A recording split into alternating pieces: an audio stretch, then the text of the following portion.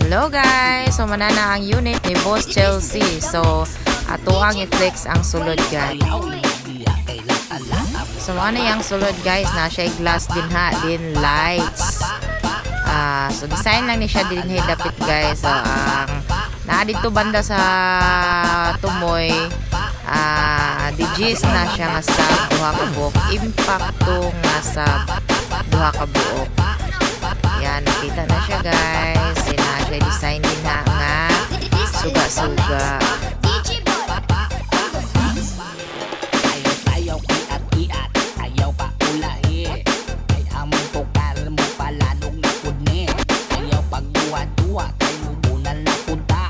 At awi imong stepping tunanan. So same lang na sila og set up din ha sa atpang left and right is same og design.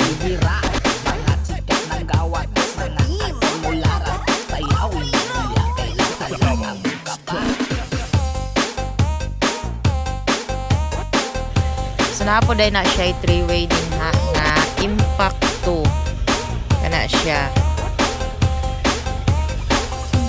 Duha ka buok na siya nga impacto mid-range 6.5 the mid-range.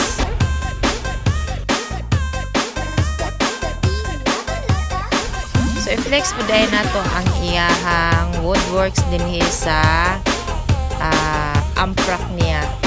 Sa ibabaw na siya gibutang ang iyang amprak na siya X12 nga 805 o isa ka impacto nga parametric, isa ka X12 na mono nga ampli. Muna na diha ang sulod sa iyahang amprak. Muna siya suga-suga din ha sa ibabaw. Yan, napoy housing ang iyahang parametric na siya tulo ka switch para sa suga o sa sab.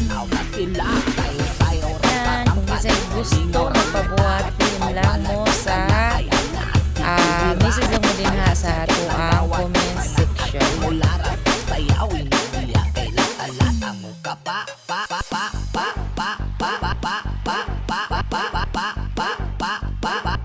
Tumaw ni ang unit ni Boss Chelsea Jeep Buot nga biyahing Turil, Asturga, Turil.